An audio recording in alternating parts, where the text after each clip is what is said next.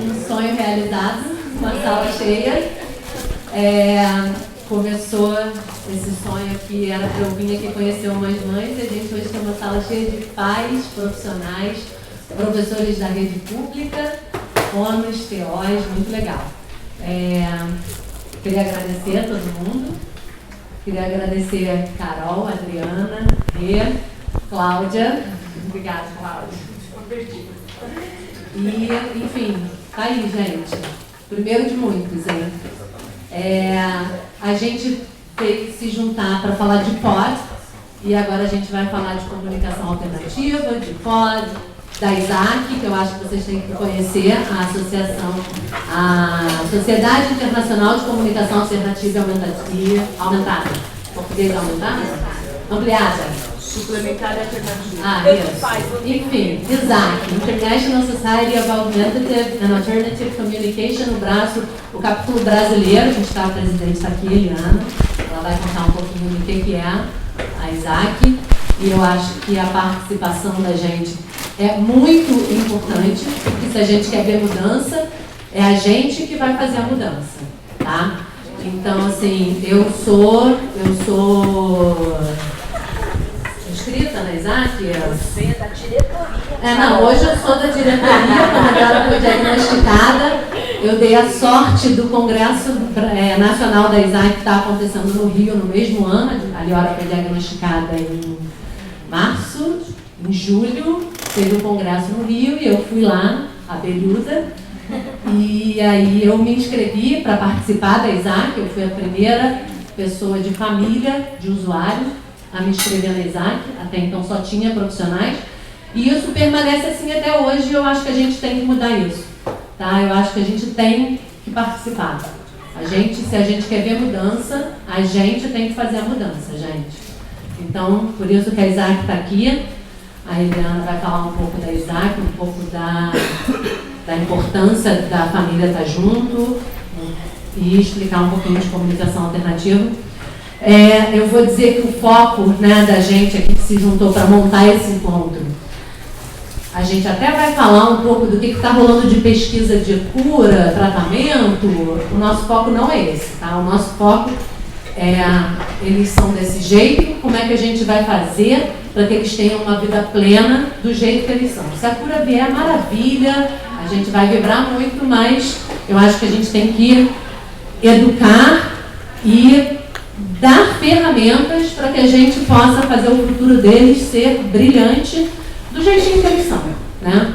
Então, eu acho que o nosso foco principal nesses encontros, porque eu acredito que a gente já vai fazer os próximos, é comunicação alternativa, né? Porque a gente sabe que assim, as relações se formam a partir da fala, da conversa, da troca, e a gente sabe também que Ângelo tem como característica ser não verbal, né? Ser não verbal não quer dizer que não vão falar, né? A gente tem uma série de ferramentas que a gente pode utilizar para ouvir a voz dos nossos filhos, tá? E aí eu vejo muita gente assim falando: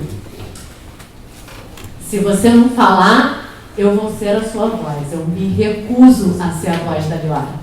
Eu não sei o que passa na cabeça da minha filha, e quem vai falar é ela, não sou eu. Não pretendo ser a voz da Liora em momento nenhum. Ela vai falar o que está na cabeça dela, tá? Então, assim, acho que a comunicação alternativa e inclusão é o caminho para a gente ter um futuro pleno para os nossos filhos, tá? Eu devia ter comprado lencinho Kleenex, eu já vou começar a chorar só para a gente fazer uma abertura. Então, assim, o foco dos nossos encontros vai ser esse, sempre. Instrumentalizar as famílias e os profissionais para que eles tenham uma vida plena.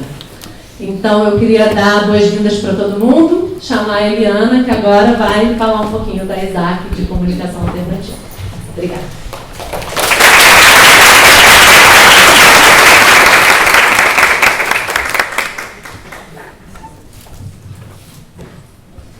Bom dia para todos. Queria muito parabenizar a todos, principalmente, né, a Carol. Eu estou muito contente de estar aqui. poder falar um pouquinho, né, sobre o trabalho da ISAC Brasil, né, que é um capítulo da ISAC Internacional. E o que a Carol disse é bem isso mesmo. A ISAC Internacional teve um congresso agora, em agosto, que foi na cidade de Toronto, e é muito impressionante como na ISAC Internacional a gente tem a participação dos familiares e a presença dos usuários de comunicação alternativa, dizendo e participando de como é o trabalho, né? E isso toca muito, né, as pessoas que têm a oportunidade de ir nesses congressos. A gente tem trabalhado muito para que isso aconteça, e eu vou mostrar um pouquinho para vocês. E quando a Carol falou para que eu viesse aqui participar, ela falou, fala um pouquinho de comunicação alternativa, né, uma coisa mais geral, e um pouco sobre a ISAC, né.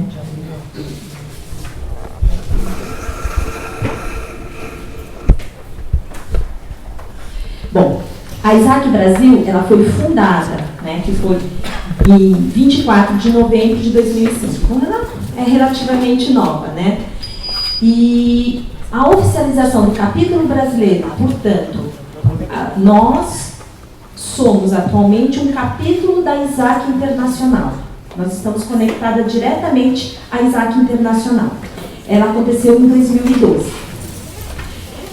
A comunicação alternativa, né, os primeiros, ela surge mesmo num trabalho dentro de um centro de reabilitação, né, na Quero Quero. Em 2004, a conferência da ISAC Internacional foi na cidade de Natal, e a gente teve uma reunião no final, e daí que surgiu a ideia de a gente fundar uma ISAC Brasil e daí participar mais diretamente. Então, a ISAC é uma associação sem fins lucrativos e que tem como principal objetivo o desenvolvimento da comunicação alternativa e a melhoria da qualidade de vida das pessoas com necessidades complexas de comunicação. Bom, aí vem, né, uma questão que acaba deixando um pouco, deixando muitas dúvidas, né? No Brasil, a gente acaba usando o termo mais comunicação alternativa como genérico, mas porque a tradução vem do Argumentative and Alternative Communication. E que ainda no Brasil a gente não tem uma padronização de qual vai ser o termo que se usa aqui.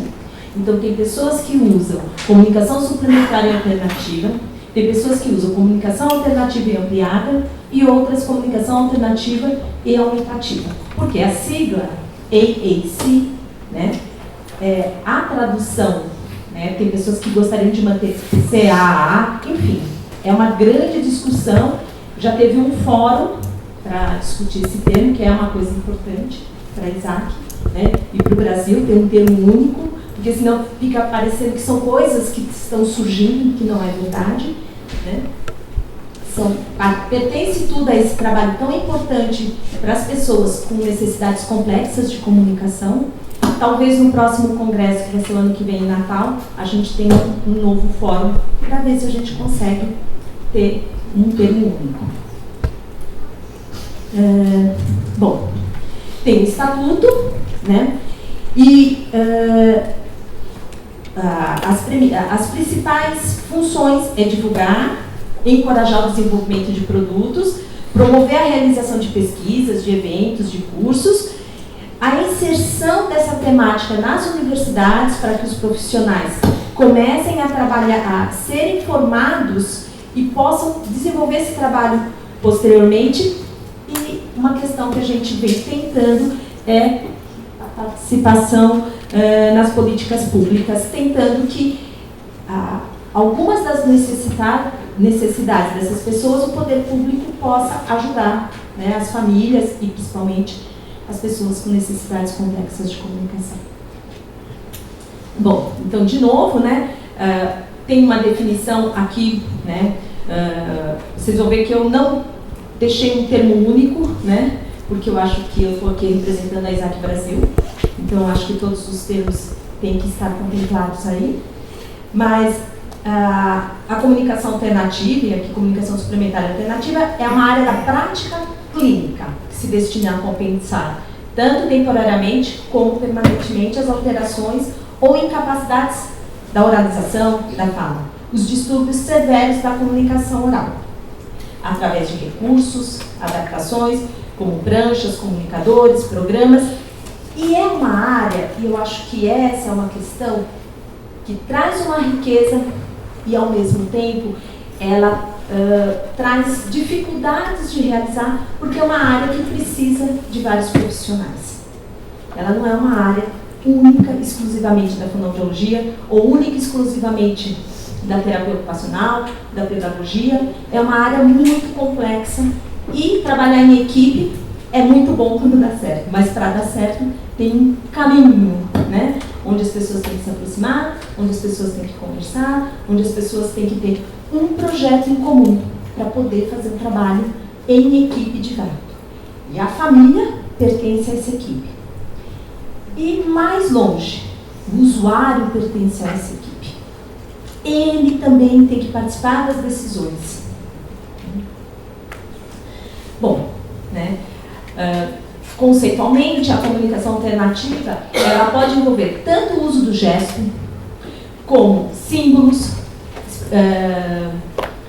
o computador, o iPad. Ela pode abranger uma gama muito grande de recursos e possibilidades, tendo como meta, como objetivo, a comunicação dessas pessoas.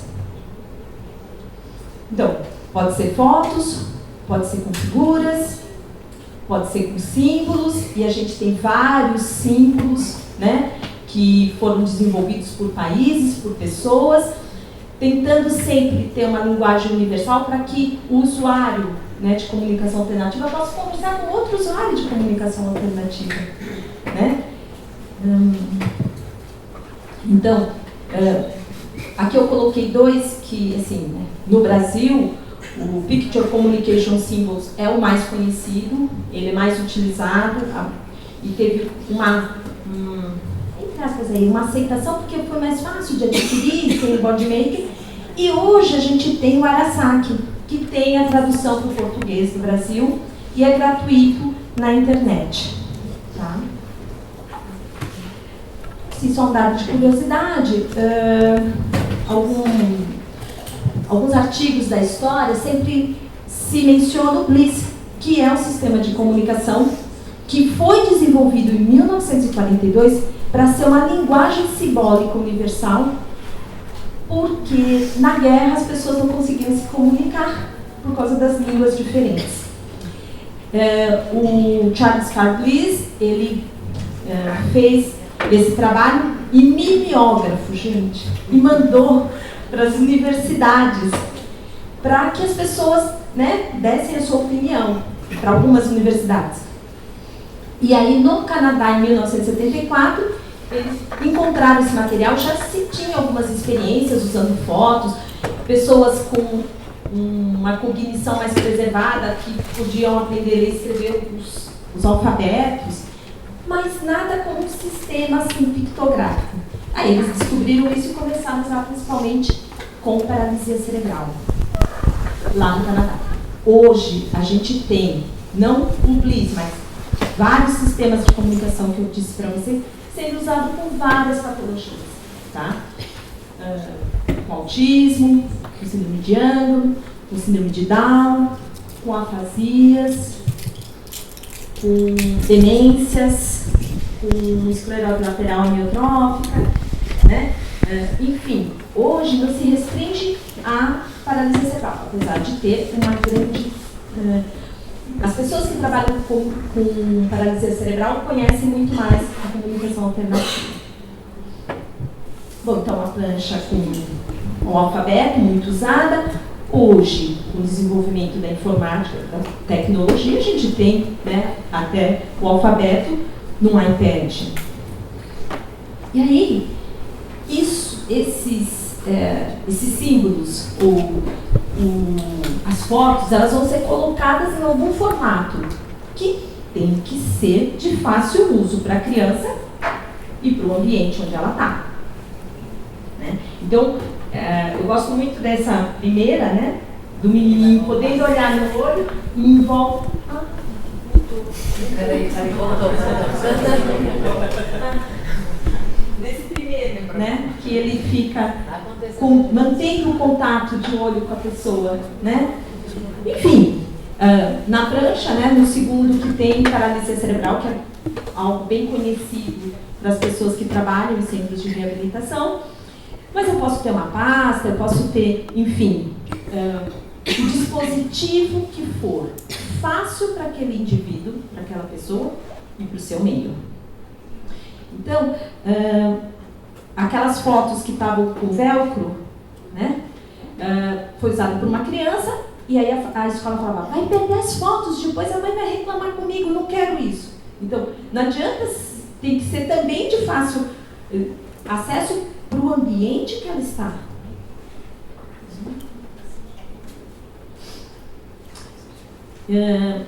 Esse daqui, essa carteira, é muito interessante porque você tem, às vezes, um indivíduo adolescente ou um adulto que vai andar por aí. E uma carteira é fácil, pega e vai se comunicar. Né? Uma coisa tão simples e que pode trazer para uma pessoa, né, com mais velha ou com mais recursos, uma possibilidade de estar nos meios, né? No cinema, no mercado, né? E aí, assim, só para ilustrar, esse garoto aí, ele tinha uma prancha de comunicação com várias páginas e ele ia muito no jogo. E aí ele queria algo que pudesse levar no jogo, né? Então ele tinha uma carteira aí, né? Vocês podem ver aí que tem um monte de coisa aí dos esportes, que era o assunto que ele mais queria falar, né?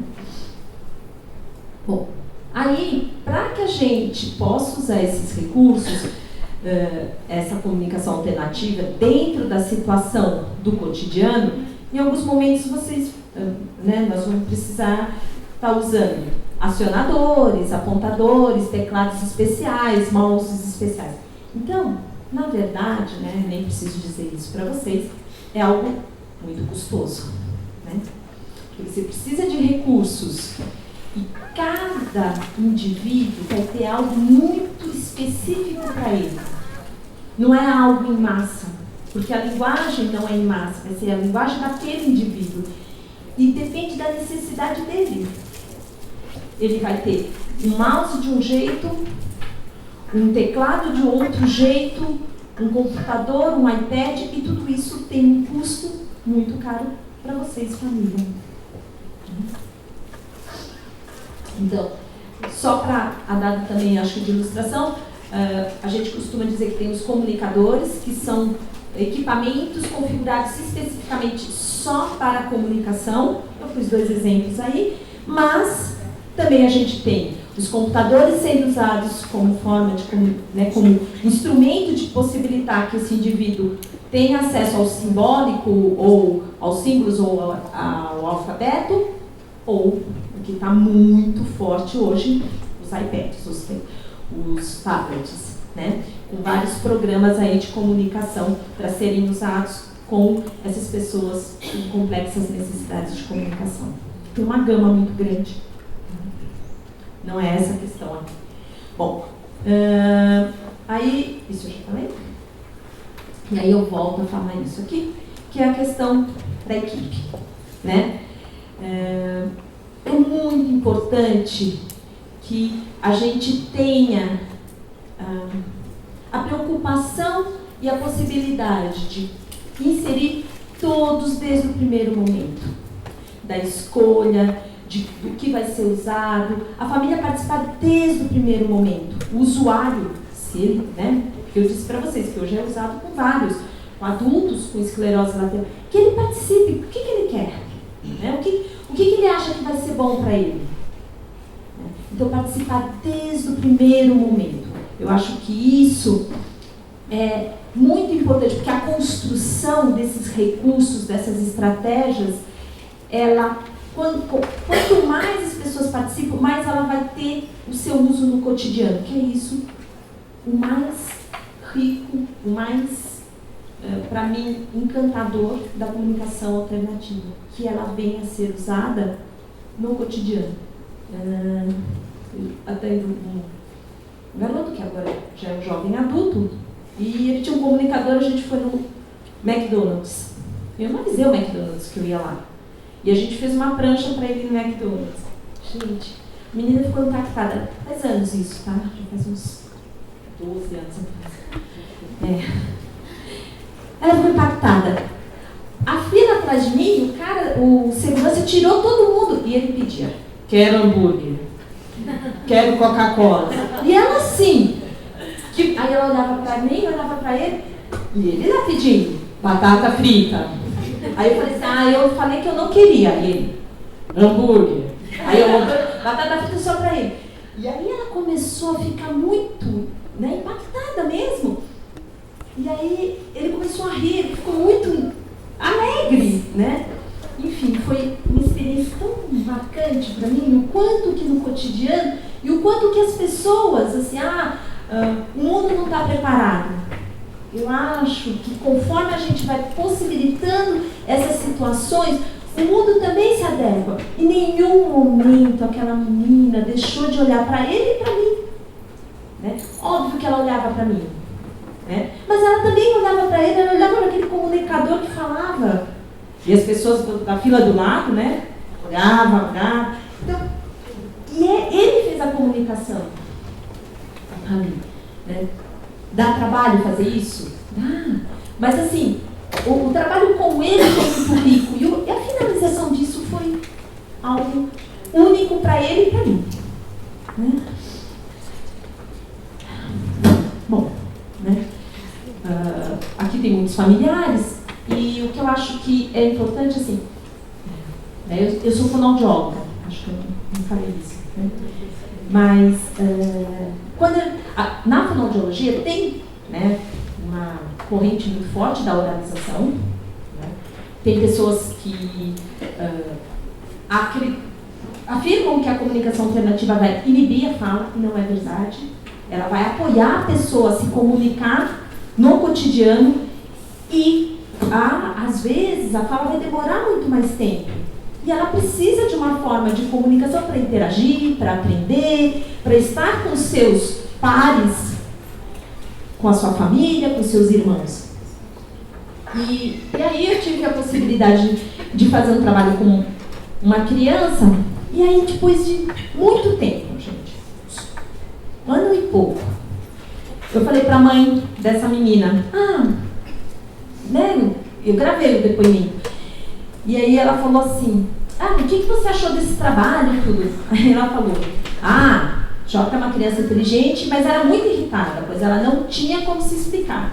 A gente entendia algumas coisas, o que ela apontava. O que ela queria dizer de dentro mesmo, não dava para a gente entender. Com o sistema ficou bem mais fácil.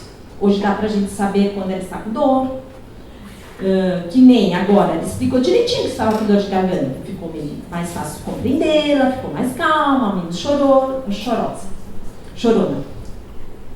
Você sempre tem esperança que a fala seja a fala que a gente usa no dia a dia, que sai da boca. Ao mesmo tempo que foi uma frustração saber que ela não ia poder trabalhar, conversar que nem a gente, por outro lado, foi bom saber que tinha uma alternativa. Depois de muito tempo, essa mãe conseguiu me falar que foi uma frustração muito grande, um processo que a gente fez durante um ano e pouco. E eu falei, gente, eu não dei esse espaço para ela falar. Tudo bem, ela falou nesse momento, talvez ela não conseguisse falar antes, mas isso passa assim, não só com essa mãe, é que esse é o depoimento real, mas com muitas mães. E eu acho que às vezes até com o profissional, com o fonoaudiólogo, eu queria que ele falasse, mas isso, ele não tem essa condição. E o que a gente vai proporcionar para melhorar a qualidade de vida dele? Essa é uma outra mãe, mas, assim, ela coloca, que esse garoto, por muitos anos, trabalharam com essa prancha. Em casa, ele mostrava a foto da menina amada e depois empurrava a prancha para longe. Então, que não é um comportamento sistemático, bonitinho, faz isso, vai fazer outra coisa, né? Como o desenvolvimento de qualquer criança, altos e baixos, né? Aos poucos, o uso do símbolo começou a ser mais regular e significativa, fazendo parte do seu mundo na escola, no atendimento de fono, de real, e em casa, sossego. Porque aí ele também começou a usar. E ele se sentia compreendido. É preciso acreditar, mesmo que a assim chamada realidade nos prove o contrário. É preciso insistir, mesmo que muitas vezes a resposta nos frustre. É preciso plantar as sementes e regá-las, mesmo que não possamos saber o que acontece embaixo da terra. Porque às vezes leva um tempo, né? Tanto para aquele indivíduo se organizar e poder, e às vezes uma estratégia, outra estratégia, e também é preciso de tempo para que os interlocutores, o meio se organizem para usar. Lá no congresso, né, em Toronto, é muito impressionante o quanto que as pessoas dão tempo para esses indivíduos. Todo mundo para e fica esperando. E às vezes eu vejo que aqui a gente dá pouco tempo para o outro, né? Principalmente quando tem uma limitação de finalizar o que ele queria dizer. Não, eu já sei o que ela quer dizer. Olha, ela falou isso. E às vezes você está ali esperando. Bom, né? Uma coisa, os pais são interlocutores centrais, né? E eu acho, né, que uma coisa que a Carol falou que é verdade, ela foi a primeira pessoa de família a participar da Isaac. Hoje a gente, vou falar depois, e o ano passado, né, ela entrou na diretoria. E a gente precisa mesmo, porque eu acho que os profissionais, né, eles têm o conhecimento técnico, né, a expertise, mas o cotidiano e a possibilidade realmente de mudar uma realidade não vai ser feita só pelos profissionais. Vai ser feita pelos profissionais, com os professores, com a família e com o usuário. Bom, então aqui, né, da Isaac Brasil, né, que eu já falei, nós atualmente somos um capítulo da Isaac Internacional. O que isso traz para mim ou para as pessoas que estão associadas à Isaac? A possibilidade de estar ligada a um órgão internacional e que tenta trazer todas as novidades ou as possibilidades dos capítulos das pessoas que estão trabalhando no mundo. Eu acho que isso é a principal, o primeiro item, né? Mas eu acho também que tem a possibilidade de você participar de um coletivo em prol de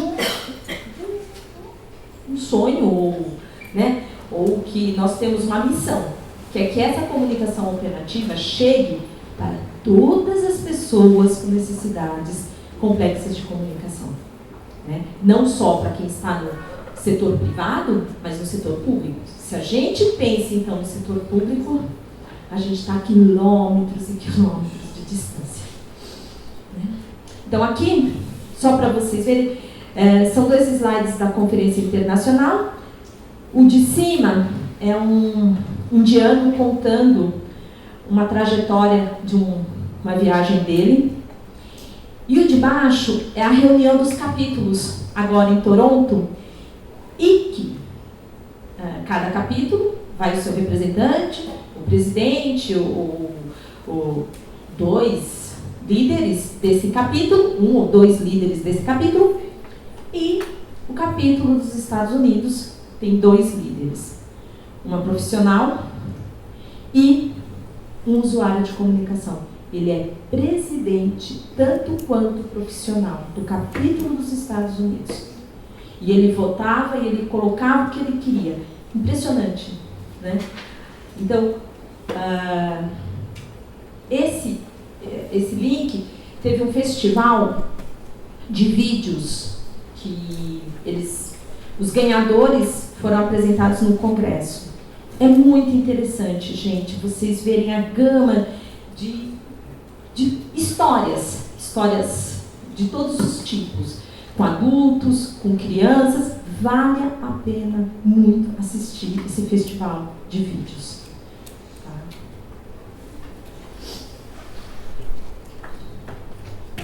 Eu posso mandar isso aqui também, né? Se vocês quiserem, depois eu mando para a Carol manda para todo mundo. Eu vou até falar com você e com a Alessandra, eu vou querer os slides, porque a gente está filmando o evento e a gente vai disponibilizar os vídeos na internet, junto com os slides. Aí vocês vão ter acesso a todas essas informações. Bom, a Isaac Brasil tem um site, tá? E a Isaac Internacional tem outro site que quem é associado pode ter livre acesso a todas as partes do site da Isaac Internacional. O site da Isaac Brasil não tem nenhuma restrição, a gente não tem uma área só para associados, porque é tão novo, o site tem 2 anos, nem tem ainda como, né, a gente ainda está na fase de organização, construção desse site. Bom, aí eu vou só mostrar para vocês assim. A Isaac, em 2014, nós tínhamos 63 pessoas, em 2015, 62, em 2016 a gente diminuiu para 43. Agora já está com 46, que 3 pessoas fizeram. Então, o que a gente vê? Que a gente tem uma diminuição, talvez pela crise, ou talvez pela não mobilização de todos, né? Então, convido vocês a participar, né, se inscrever e estar participando com a gente desse trabalho que é a divulgação da comunicação alternativa no Brasil. Bom, assim, atualmente o que fica mais gritante da Isaac Brasil são os congressos. Né? Nós vamos ter o 7º congresso em Natal ano que vem. A gente teve o primeiro congresso no Rio de Janeiro, onde a gente fundou o capítulo, e a gente fez um retrato da comunicação. Em 2007 o congresso foi na Unicamp, e nesse congresso foi a primeira vez, então em 2007, que a família e os usuários participaram. Desde então, todo ano a gente tem uma mesa sobre família. E os usuários participando nas mesas, enfim, de modo ativo. Em 2009 foi em São Paulo, e o tema era qualquer maneira de comunicar vale a pena. Em 2011 foi de novo no Rio de Janeiro, compartilhando experiências. E nesse congresso do Rio a gente conseguiu que o congresso saísse do eixo São Paulo-Rio, que é onde se concentra o maior número de profissionais que trabalham com comunicação alternativa. Tá?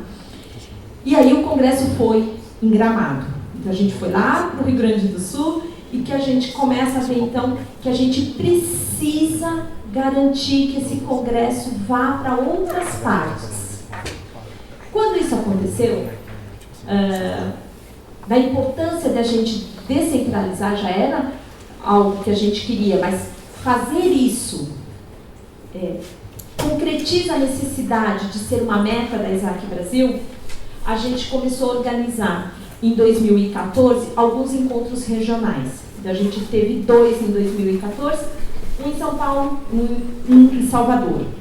Encontro regional menorzinho, um dia, o custo é muito mais barato do que o congresso, e o objetivo é criar uma rede naquele local e que as pessoas, familiares, usuários, profissionais, educação e saúde compareçam a esses eventos regionais.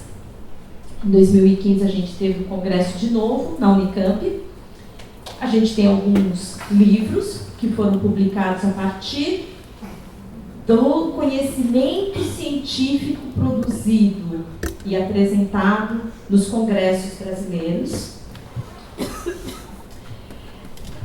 Aí só para a gente pensar, né, que quando a gente fala de Brasil, a gente está falando de uma realidade que muda muito, né? Desde uma favela, de uma cidade grande, de uma cidade pequena. A gente tem uma diversidade cultural e social. Um dos vídeos que ganhou o festival é de a história de um garoto muçulmano em que se conta, né, o que a comunicação alternativa pôde fazer por ele. E aí, uma parte do vídeo fala que, num dado momento, a família e ele questionam como que ele poderia rezar junto com o pai. Né? E aí foi criado símbolos em sequência para ele rezar junto com o pai. Então aí o pai começa a rezar, aí ele mostra, porque ele não vai poder, ele tem um quadro de paralisia cerebral, ele não vai poder fazer os mesmos movimentos que o pai faz. Aí ele põe um, põe outro, e aí o pai diz, agora ele também pode rezar para Deus, né? E assim, tão impressionante, assim, vale a pena assistir o festival. E é isso, né? A gente também tem que pensar na diversidade cultural, social e linguística que nós temos e criar situações como essa, né? Desse muçulmano que pode, através do desenvolvimento de uma sequência de símbolos, rezar, né? Junto com o pai.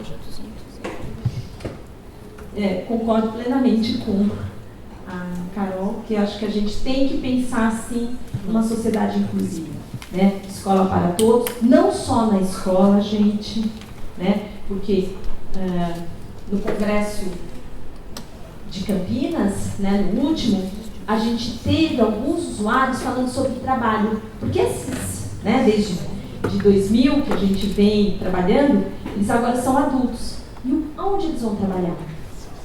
Porque, né, no começo a gente só tinha discussões e apresentações da questão da escola, só que agora tem alguns que são adultos. E o trabalho?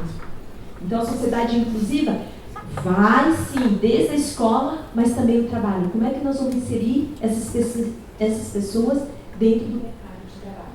Lá no Congresso de Gramado, foi uma iniciativa muito legal de fazer um mapa e você punha a sua etiquetinha, né? Da onde você vinha, da onde você morava, onde você fazia o trabalho.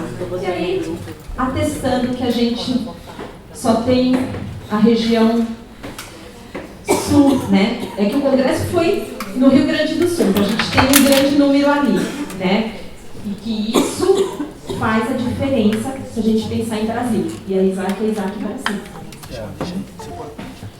Bom, os encontros regionais que eu já falei, então o primeiro foi em São Paulo, a gente teve 72 pessoas participando, e em Salvador a gente teve 79 participantes. Aí o nosso site, tá?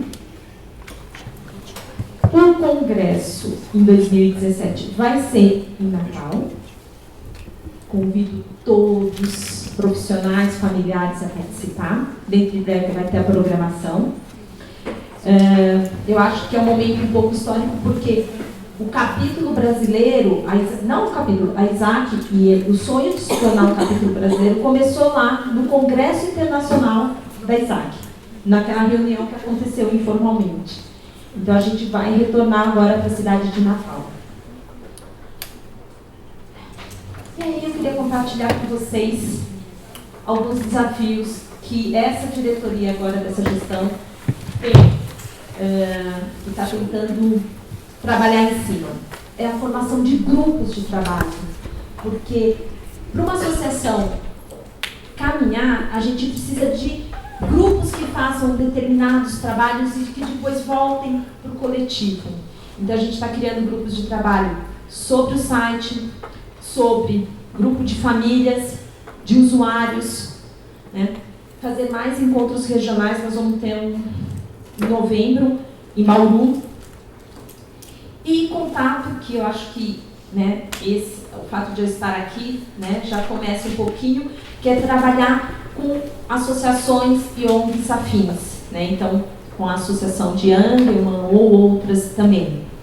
E participação nas políticas públicas. Se a gente não tiver também, além da formação nas universidades, que isso, né, já foi uma meta que vem acontecendo, mas que, lógico, não pode parar, a gente também tem que participar das políticas públicas para que isso também vá para a iniciativa pública.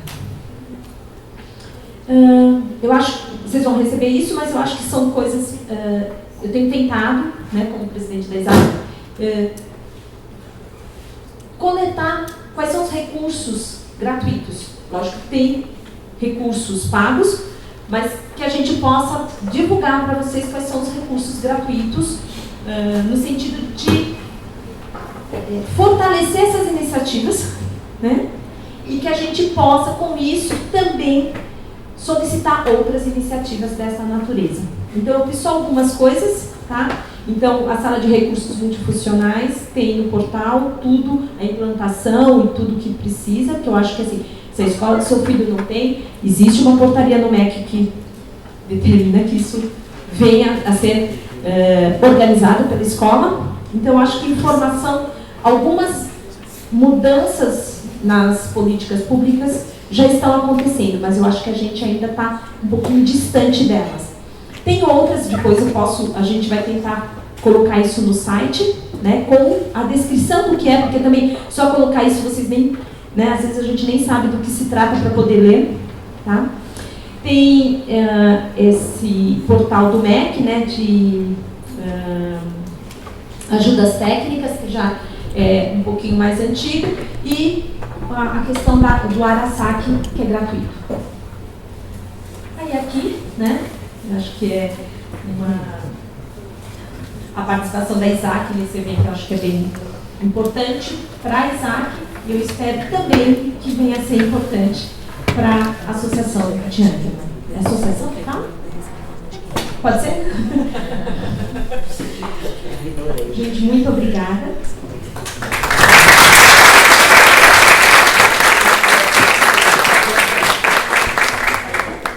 A gente conversou com a Carol, então a gente pôs algumas coisas lá numa mesa. Quem quiser pode preencher a ficha de inscrição, ver os livros. A gente trouxe algumas coisas que estão lá na mesa. Pode falar. Gente, pode perguntar o que vocês quiserem. Pelo que eu entendi, a meta seria, então, assim como existe linguagem de Libras, Braille, fazer com que essa seja universal e única. A associação, ela tem o objetivo de divulgar a comunicação alternativa. Qual vai ser divulgar, desenvolver, participar dessa força de trabalho, tá? Mas existe alguma linguagem universal que está usando no mundo inteiro? Não existe. Seria bom isso ou não? Seja. Eu acho que não sei se seria tão importante assim, talvez.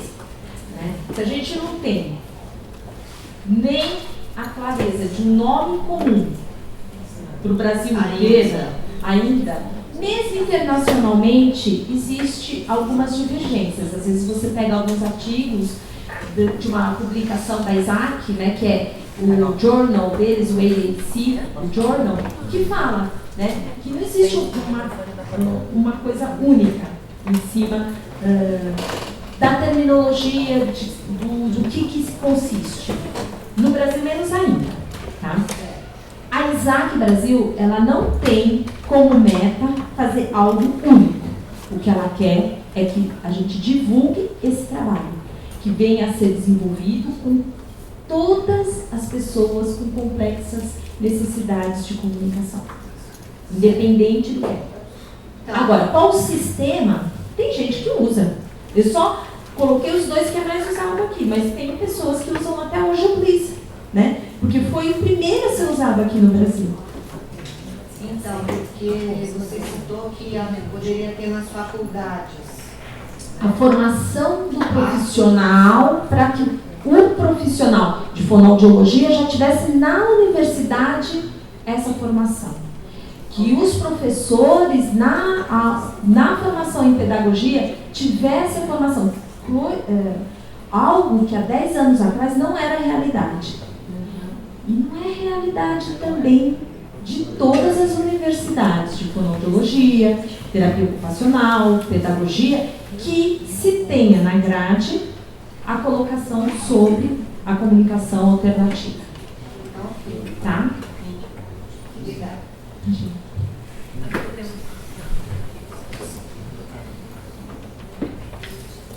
Então, a forma que os meus filhos passam ela foi contra esse método, né?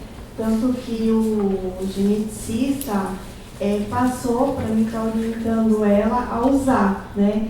E ela falou que não achava legal, porque eu teria que estar andando com uma prancha dessa, né? E com eles. Então, como eu tenho gêmeos e tenho a síndrome, era difícil para mim, né? E ela falou assim, que como eles entendem tudo que eu falo, algumas coisas que eles visualizam, eles já sabem o que é, que eles iam perder isso daí, né? Então ia confundir com eles. Eu falei assim, mas aí, se eles não falar, como que eu vou saber em um determinado local que ele esteja, se ele quer tomar água, se ele quer ir ao banheiro, como que ele vai saber isso? Aí ela falou assim, através de gesto, você tem que ensinar assim, né? Então, eu não sei como fazer, porque cada um fala uma coisa. Tudo de modo. Faça isso, está fazendo Eu troquei várias. Isso que você colocou, apesar da formação nas universidades, o oralismo é algo muito forte. A gente tem que ir convidando essas pessoas a participar, né? Que quanto mais a gente divulgar e essas pessoas estarem inseridas, mais a sociedade vai dar esse espaço.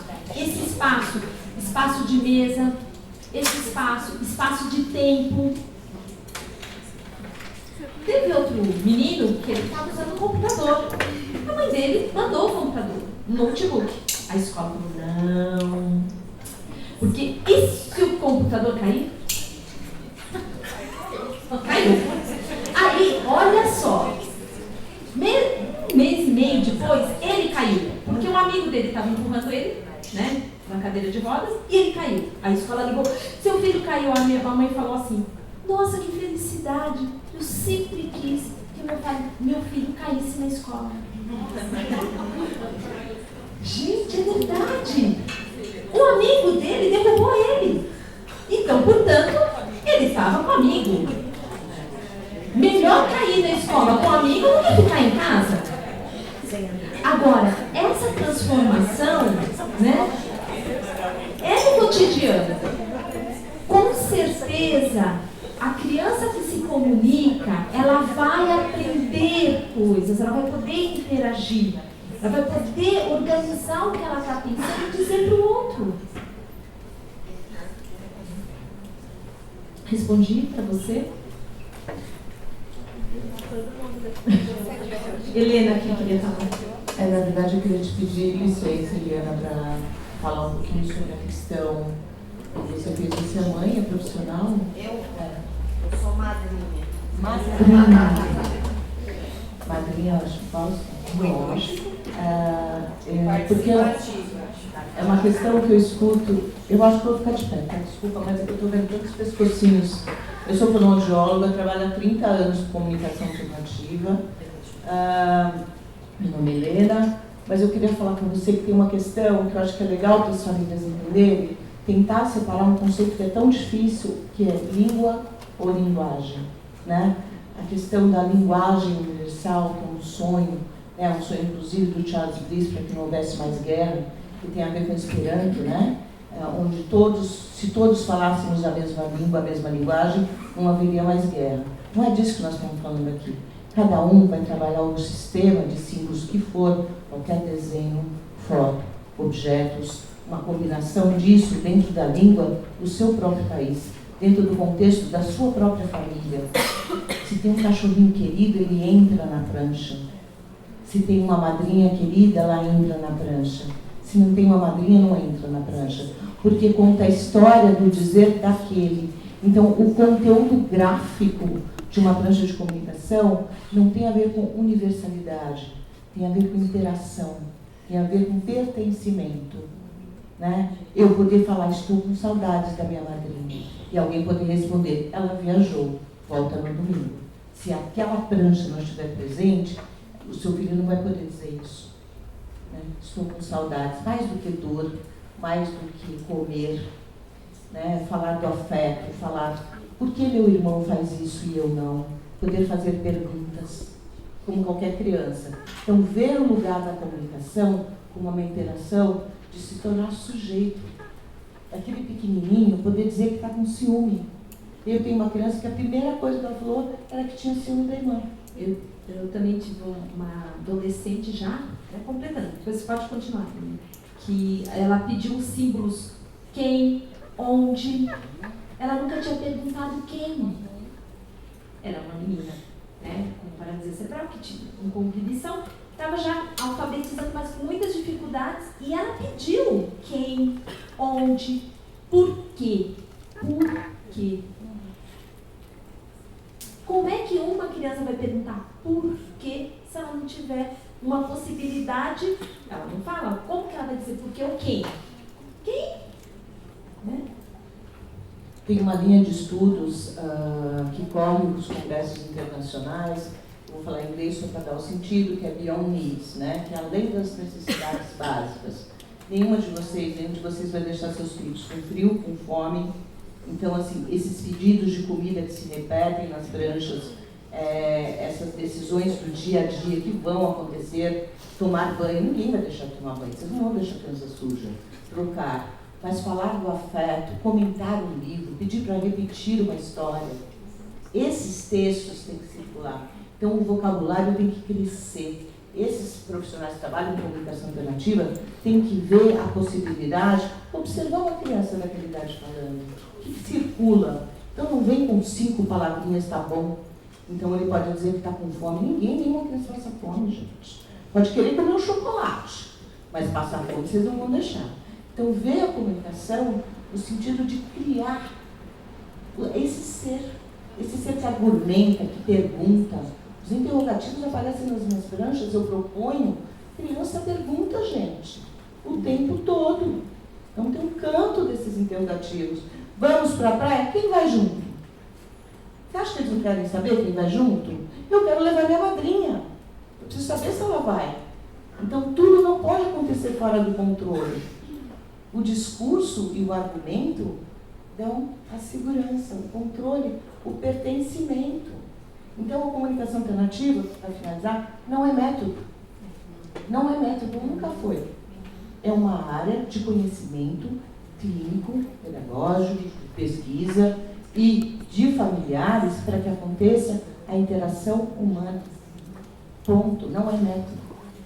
Então, esse conhecimento de um profissional fonoaudiólogo é fundamental. O conhecimento de uma patologia para saber que a oralidade está comprometida e continuará comprometida, não por minha culpa, não por minha incompetência de fonoaudióloga. Não tenho uma varinha mágica, também queria ter.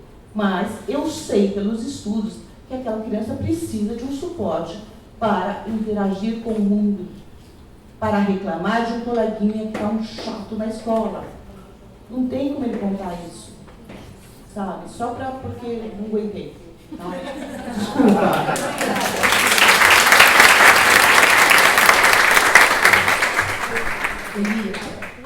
Carol, esse é o livrinho que a gente tem que andar junto com a Liora, tá? Não é uma prancha, é um livro, ele é pesado, mas ninguém deixa a voz em casa, tá? Isso é muito importante. A gente não pode encarar isso aqui como uma comunicação alternativa. É a voz deles.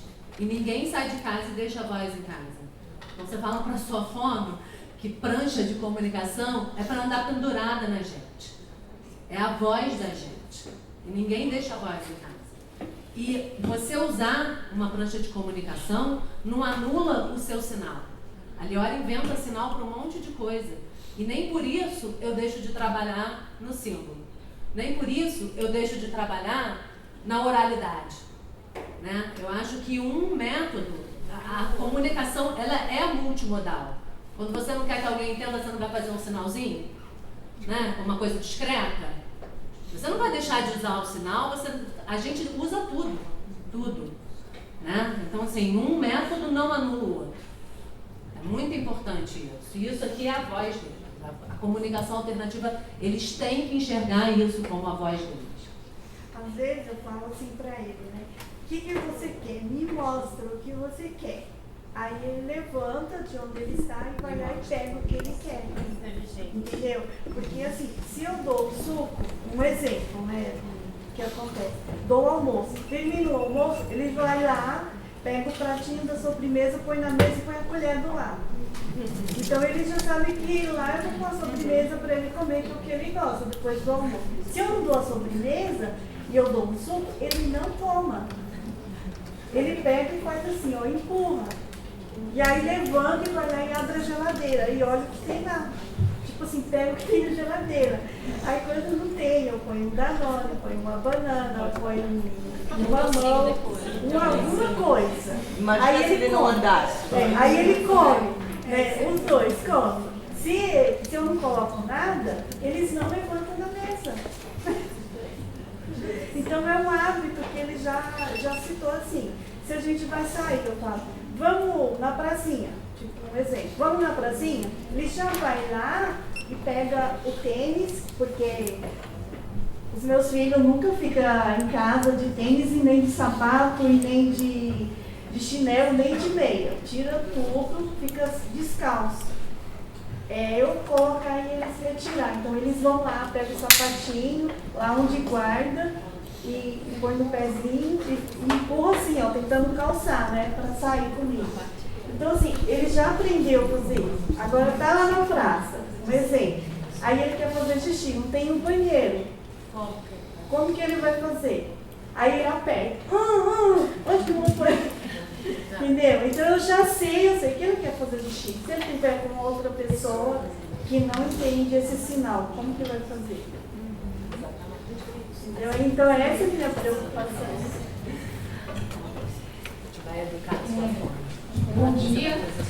Eu vou fazer uma fala meio que representando o serviço público. Eu venho de um serviço de prefeitura e eu achei bastante importante quando você fala que uma das finalidades da ESAC é contribuir para as políticas públicas.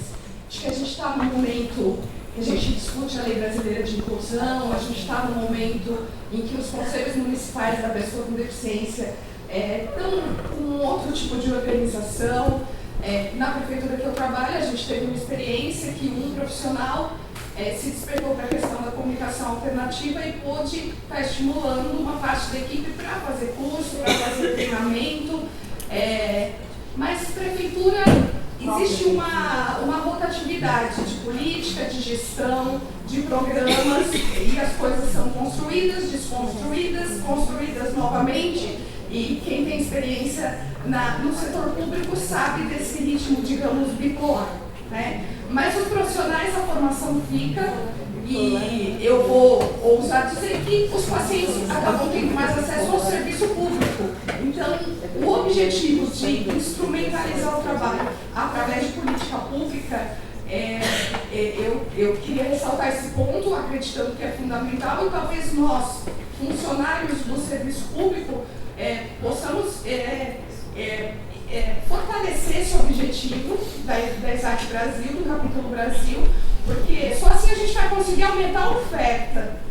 Eu espero duas coisas para completar o que você está falando. Todos nos 3 últimos congressos do Rio, São Paulo e de Gramado, a gente teve uma ligação muito forte com as prefeituras dessas cidades para levar os professores para lá. Então, em função da sala de multirrecursos, a gente teve a possibilidade de conseguir essa parceria e essas secretarias da educação mandaram. A gente não conseguiu isso com a Secretaria da Saúde dessas cidades, tá? Então, isso é um ponto.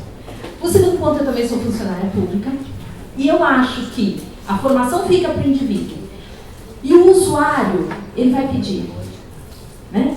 Porque a gente tem que dar voz para essas pessoas, para essas famílias e para esses usuários.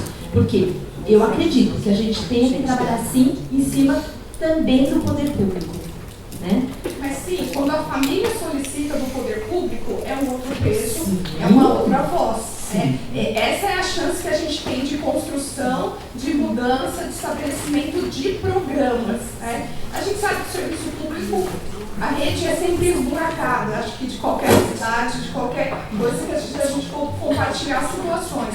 Mas eu gostei muito desse termo, que foi a primeira vez que eu escutei, necessidades complexas de comunicação. Abrange N situações e não patologias, porque às vezes a gente tem modelos de programas por patologias. O trabalho com a paralisia cerebral, o trabalho com o autismo, e esquece do trabalho com a pessoa. Né? E síndromes que têm pouca prevalência acaba não tendo programas, acaba não tendo espaço, acaba não sendo elegível para nenhum programa. Então, essa expressão, necessidades complexas de comunicação, bom, eu não sou fono, eu sou terapeuta ocupacional. Então, de fato, foi a primeira vez que eu escutei essa expressão, que eu acho que acolhe melhor o trabalho do humano, do indivíduo. Né? Então, mas a minha fala foi para ressaltar a importância desse objetivo das políticas públicas e talvez, se cabe uma sugestão, mobilizar os conselhos municipais da pessoa com deficiência. Obrigada.